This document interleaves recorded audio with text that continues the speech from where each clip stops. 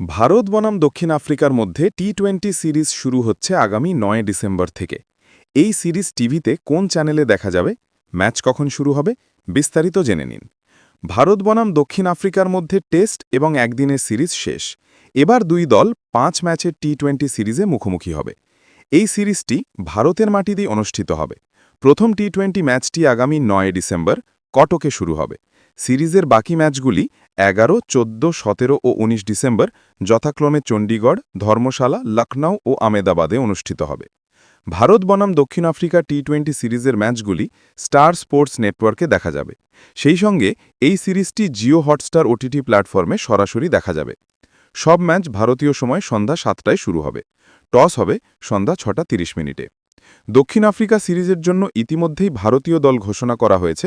সূর্যকুমার যাদব অধিনায়ক এবং শুভমান গিল সহ অধিনায়ক। দলে হার্দিক, বুমরা, স্যামসনের মতো তারকারাও রয়েছেন।